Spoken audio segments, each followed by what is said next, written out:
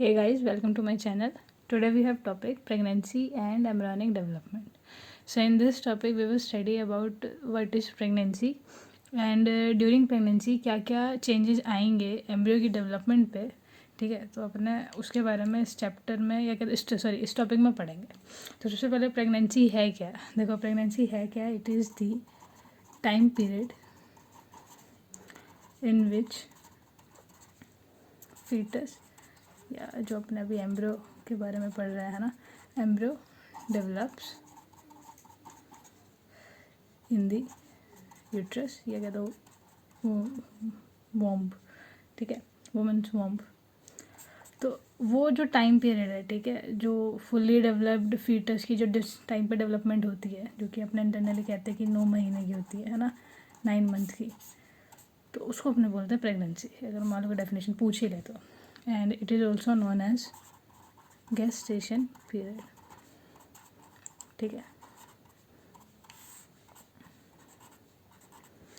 अब उसके अलावा देखो अपने पिछले टॉपिक में पढ़ा था जब इम्प्लांटेशन पढ़ रहे थे कि यूट्रस में भी एंडोमेट्रियम में आके, ठीक है, जो अपना ब्लास्टोसिस्ट था वो एम्बेडेड हो गया था. ठीक है, तो उसके बाद में अब अपने प्रेगनेंसी स्टार्ट हो गई थी. ठीक है, तो अब अपने इस टॉपिक पे पढ़ेंगे कि प्रेगनेंसी में क्या क्या चेंजेस आएंगे ड्यूरिंग प्रेगनेंसी. तो देखो ये यहाँ पे इम्प्लांट हुआ था, मैंने क्या किया था, देखो अब ये जो डायग्राम है ये यहाँ पे जो अपनी एनसीईआरटी के अकॉर्डिंग है. ठीक है, तो मान लो मैंने यहाँ पे प्लेस किया हुआ है, यही जो सेम चीज़ है ये इस जगह पे प्लेस किया हुआ है उसकी पोजीशन. तो डोंट गेट कंफ्यूज. ठीक है, तो देखो है क्या, जब यहाँ पे इम्प्लांट होगा उसके बाद में जो यूटेराइन जो टिश्यू था, ठीक है, उसने सराउंड कर लिया था ब्लास्टोसिस्ट को. ठीक है, और जो इनर सेल मास था, ठीक है, वो डिफ्रेंशिएट स्टार्ट होने लगा था. ठीक है, डिफ्रेंशिएट होने लगा था एम्ब्रियो में. ठीक है, और जो बाहर की जो ट्रोफोप्लास्ट जो थी, ठीक है, उसमें से जो है ना, आप देखो होगा क्या, कुछ एक जो फिंगर लाइक प्रोजेक्शंस जो है, ठीक है, वो निकलने लगेंगे. ठीक है, और जैसे कि देखो ये सराउंड कर लिया था अपनों ने, है ना. अब देखो है क्या, यही सेम इसमें ये जो है अपना, ये जो ब्लैक है, ठीक है, ये अपनी ट्रोफोब्लास्ट थी. ठीक है, और इसके ऊपर ये जो ग्रीन से कलर के जो हैं ये फिंगर लाइक प्रोजेक्शंस है. ठीक है, ये जो फिंगर लाइक प्रोजेक्शंस हैं इनको अपन क्या बोलेंगे, कोरियोनिक विलाई. ठीक है, तो ये, ठीक है, फॉर्म होने शुरू हो जाएंगे और वो शुरू हो गए मतलब फॉर्म होने के बाद में क्या करेंगे, ये जो आप आसपास में अपने पास जो यूटेराइन टिश्यू था, ठीक है, इसके अंदर एम्बेडेड हो जाएगा. यूँ कह दो कि इनके साथ इंटरलिंक हो जाएंगे. ठीक है, इंटरलिंक होने के बाद अब इंटरलिंक होंगे क्यों, क्योंकि अब देखो जो ट्रोफोब्लास्ट है उनमें से निकली है कोरियोनिक विलाई. ठीक है, और अपने को पता है कि 9 मंथ का पीरियड है अपने पास, 9 मंथ के लिए एटलीस्ट. ठीक है, इस मतलब एम्ब्रियो को यहीं पे रहना है, तो ताकि मतलब ये प्लेसमेंट इसकी अच्छे से हो. ठीक है, एक तरीके से.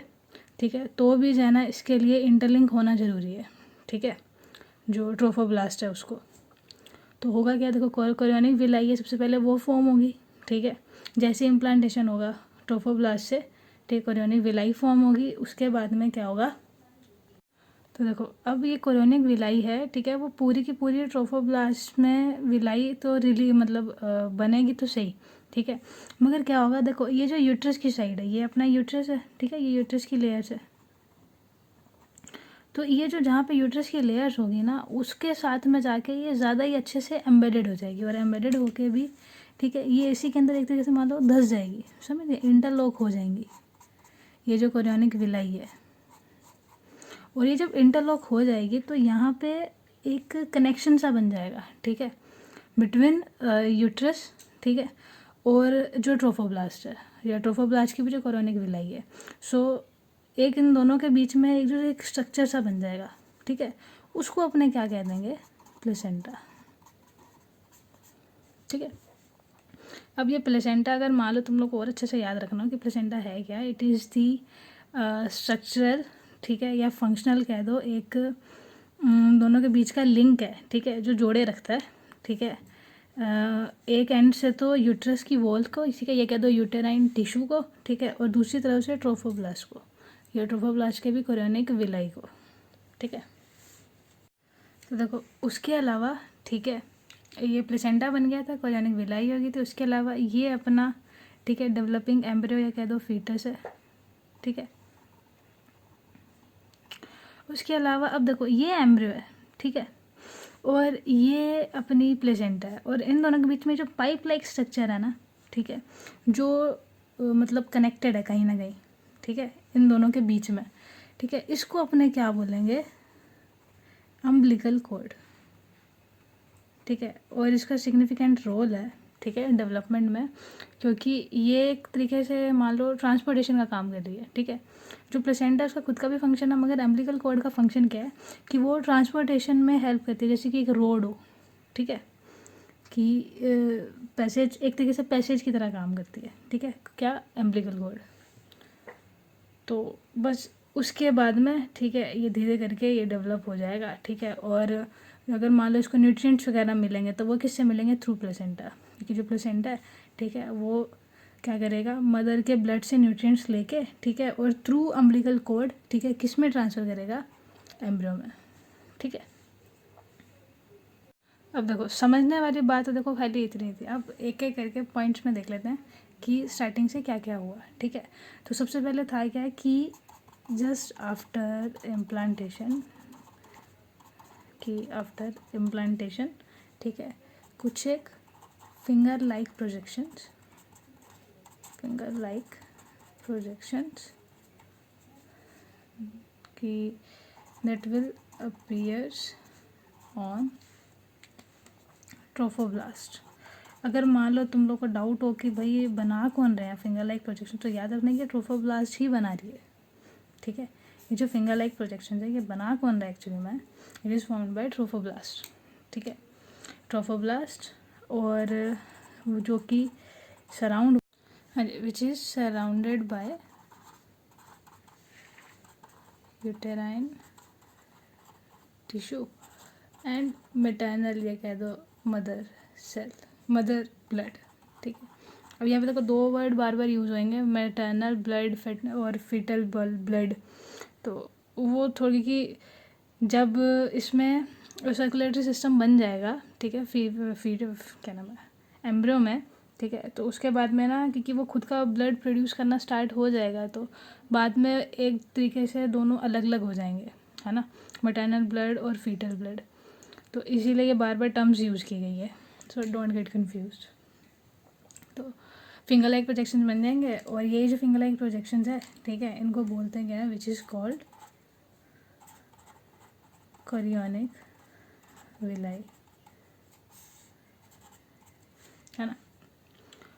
और अब उसके बाद में देखो, अब यही जो कोरियोनिक विलाई है, ठीक है, chorionic villi and uterine tissue becomes, that will becomes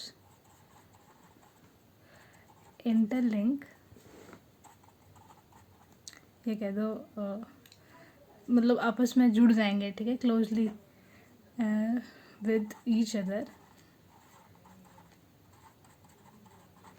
and will form placenta, ठीक है, मतलब ठीक है, ये और ये इन दोनों के बीच में एक स्ट्रक्चर यूनिट से बन जाएगी, जिसको अपने क्या बोलेंगे, प्लेसेंटा।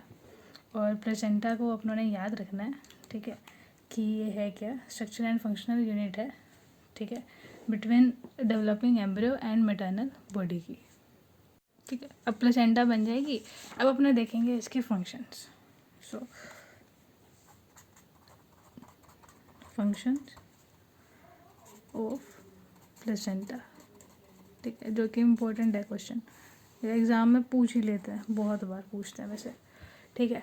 तो प्लेसेंटा के फंक्शंस देखें, ठीक है, तो एक तो क्या होगा कि टू सप्लाई, बेसिकली ये देखो ट्रांसपोर्टेशन के काम आएगा, है ना। तो so to supply O2 and nutrients to embryo, है ना, एंड टू ये कह दो removal of CO2 and excretory waste products, excretory waste products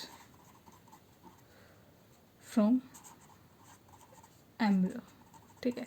तो ये तो है इसके दो फंक्शन। इसके अलावा एक और फंक्शन जो अपने आगे पढ़ेंगे कि it also secrete some hormones, secretes and produce and secretes वैसे हॉर्मोन्स, ठीक है, जो कि रिस्पॉन्सिबल होता है टू मेंटेन प्रेगनेंसी, ठीक है। तो ये तो हो गया। अब ये जो प्लेसेंटा जो अपना काम है वो करेगा भी किसके थ्रू, है ना। तो जो प्लेसेंटा है, placenta is connected to embryo through an cord which is called या तो थ्रू अम्बिलिकल cord, ठीक है। यहाँ पे भी खैर क्वेश्चन आता है और फंक्शंस पे तो अच्छे से क्वेश्चन आता है, ठीक है। अब अगर अम्बिलिकल कॉर्ड का भी देखना हो, है ना, कि इसका फंक्शन क्या है, तो इसका फंक्शन वैसे लिख लेते हैं। अब अम्बिलिकल फंक्शन पूछ ले कि its function as it functions as a passage to facilitate transportation, ठीक है, या transport to and from the embryo, ठीक है, कभी पूछ ही लेते तो ये तो था फंक्शन ऑफ प्लेसेंटा, ठीक है। और ये अब तो देखो अपनों ने ये जो तीसरा इसका पॉइंट पढ़ा था ना कि सिक्रीट एंड प्रोड्यूस हार्मोन्स, तो देखो अब ये हार्मोन्स है कौन से, ठीक है। ये तो स्टार मार्क, बहुत इंपॉर्टेंट क्वेश्चन आता है यहाँ से कि जो प्लेसेंटा है it also act as a endocrine tissue. अब याद रखना यहाँ पे एंडोक्राइन टिश्यू क्यों बोले, कि कोई ग्लैंड तो है नहीं, है ना, टिश्यू है, अलग से नहीं है वैसे बनाया गया, या मान लो कंसनट्रेटेड सेल्स है, वरना उनका बनाया हुआ टिश्यू है। तो कभी इसको ग्लैंड मत कह दियो, क्योंकि सही नहीं होगा biologically. And produce several hormones, ठीक है। और ये 4 हॉर्मोन्स मेनली प्रोड्यूस करता है। कौन सा? एक तो है HCG, ठीक है, स्पेलिंग देख लेना वैसे, and is human chorionic gonadotrophin, ठीक है। फिर एक HPL, ह्यूमन प्लेसेंटल लैक्टोजन। इसके अलावा एस्ट्रोजन और प्रोजेस्टेरोन, ठीक है। तो देखो जो प्लेसेंटा है, ठीक है, वो बेसिकली ये 4 हॉर्मोन्स और प्रोड्यूस करता है, ठीक है। और इनमें से भी याद रखना कि ये जो दोनों हॉर्मोन्स है ना, ठीक है, ये तो खाली प्लेसेंटा ही सिक्रीट करता है, जबकि एस्ट्रोजन प्रोजेस्टेरोन तो अपने को याद होगा कि जो प्रोजेस्टेरोन है वो तो कॉर्पस ल्यूटेम भी प्रोड्यूस करता है, ठीक है। और जो एस्ट्रोजन है, ठीक है, वो ओवरी भी प्रोड्यूस करती है, एज वेल एज एडेनल ग्लैंड भी कभी कभी प्रोड्यूस कर लेती है, ठीक है। अब देखो ये जो चारों हॉर्मोन्स थे, ठीक है, ये तो प्लेसेंटा प्रोड्यूस करती है, जबकि एक और हार्मोन है जो सिर्फ प्रेगनेंसी में रिलीज होता है, ठीक है, वो ओवरी रिलीज करती है। तो वो कौन सा है? रिलैक्सिन। तो रिलैक्सिन इज अ हार्मोन, ठीक है, सिक्रेटेड बाय ओवरी। यहाँ पे भी क्वेश्चन आता है कि मान लो घुमा के पूछ सकते तुम्हारे कि इज रिलैक्सिन इज सिक्रेटेड और प्रोड्यूस्ड बाय प्लेसेंटा। तो आंसर इज नहीं, है ना, क्योंकि ओवरी प्रोड्यूस करती है। उसके अलावा अपने को एक और चीज़ याद रखनी है कि जो HPL है, ठीक है, HCG है और जो रिलैक्सिन है, ठीक है, ये तीनों हार्मोन सिर्फ और सिर्फ, ठीक है, रिलीज होंगे ओनली ड्यूरिंग प्रेगनेंसी, ठीक है। यहाँ पे भी क्वेश्चन आए थे, अगर मान लो MCQs में पूछना है तो इनमें से पूछेंगे कि बताइए, मतलब इन तीनों के साथ में एक चौथा हो दे देंगे, है ना, ओड वन आउट से आइडेंटिफाई करो कि इनमें से कौन सा जो प्रेगनेंसी के दौरान रिलीज़ सिर्फ प्रेगनेंसी के दौरान ही रिलीज़ होता है ना। तो कहीं से भी घुमा के क्वेश्चन पूछ लिया जाता है यहाँ से। So only secreted during pregnancy, ठीक है। अब यहाँ से क्वेश्चन दिमाग में आ गया होगा ये आ रहा होगा, मेरे दिमाग में तो आया कि क्या, ठीक है, डू मैन, ठीक है, do man produce relaxin, HPL और HCG, ठीक है। अगर ये क्वेश्चन दिमाग में आ रहा होगा जैसे मेरे आया है, ठीक है, तो क्या लगता है मेंस में होता है, ठीक है, ये तो आंसर आएगा नो। क्यों? क्योंकि ये हार्मोन्स को रिलीज़ करवाने के लिए पहले प्रेग्नेंट होना पड़ेगा, ठीक है, और लड़के प्रेग्नेंट नहीं होते क्योंकि उनमें वोम नहीं होता है, ठीक है, यूट्रस नहीं होता है इसलिए। तो मान लो घुमा के क्वेश्चन पूछ ही जाता है लड़के के रिस्पेक्ट में कि बताओ इन चारों में से या तीनों में से कौन से हार्मोन है जो लड़कों में सिक्रीट हो रहे हैं, तो वहाँ पे ध्यान रखना। लौंडे का नाम लेके भी कहने का मतलब है पूछ सकते हैं, ठीक है। उसके अलावा